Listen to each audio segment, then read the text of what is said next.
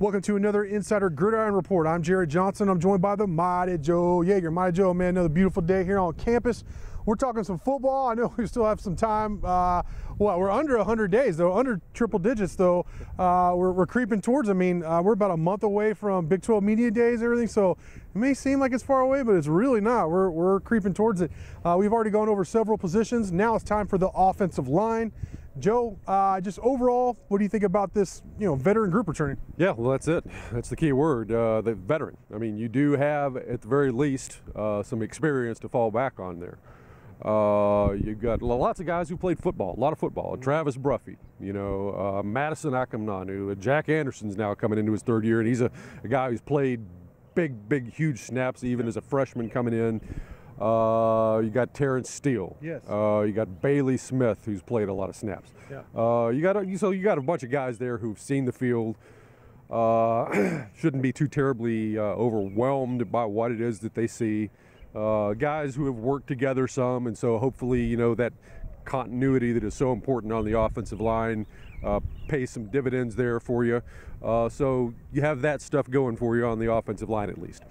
Yeah, those four guys, like you said, they played a lot. Jack Anderson started every game of his career. Both him and Bruffy were really banged up last year. There are some games where I was wondering if perhaps they shouldn't play. Like, how effective could they be? Big time shoulder injuries, bum ankles. Bruffy was going on 2 bum ankles for, I don't know, a big part of this big stretch of the season last year. So, which obviously you need some mobility at left tackle. Found it interesting that they switched. The new coaching staff switched Steele and Bruffy. Bruffy had been at left tackle and Steele had been at right tackle, and they switched him during the spring, and that may be something I think we see next year. I think Steele is a guy who I think is really coming into his own. I think Terrence Steele could actually take a step forward. I think we've been waiting for that for a year or two because he's, like you said, he's played a lot of football, and I think this year might actually be that year where he emerges as a real team leader and one of the best offensive linemen really to be around here in the last couple of years at Texas Tech. I don't know if he's going to get quite to Raven Clark territory, but I think he can get pretty close. My question, Joe, and I think this is kind of an obvious thing with Paul Star Wars having exhausted his eligibility, is center. The Red Raiders, David Yost, Matt Wells, the new staff have talked so much about wanting to go so fast and how much they put on, how much weight, just how much responsibility they put on the center, almost as much as they put on the quarterback. Well, Bailey Smith, man, let's be honest, he did play a lot. There were times where, or he has in the past, where he's played well, especially at guard, I feel like. At center, he's had some problems with just the snap, like some of the basics. He's had some errant snaps in his career. So I like Bailey Smith. I like his experience. I like his smarts.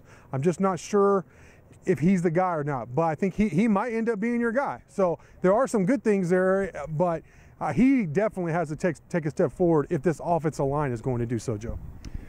Yeah, I know. It just remains to be seen whether he's the answer or not. Right. You got to find some kind of answer. Look, if you're not getting it done at that position on the offensive line, then everything else just kind of falls apart.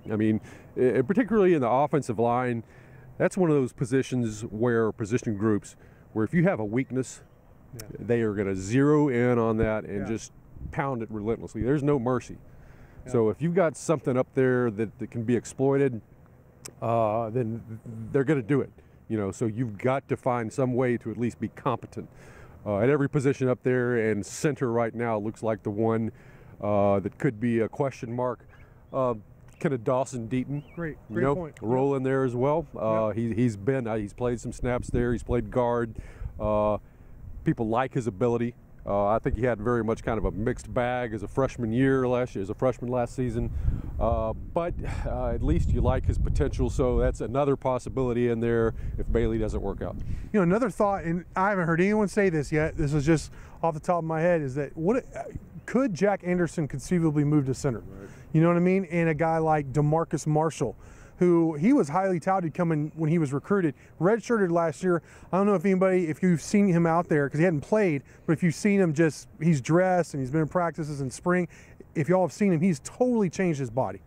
He's not that overweight, just guy, immobile guy. He's actually gotten stronger, and he's lost a lot of that bad weight, as they like to say. So there are some options there. I'd like to see I can't wait to see what they do. They have a lot of experience there, the coaching staff on the offensive line. So I think it's going to be a good unit. The question is, how good is it going to be?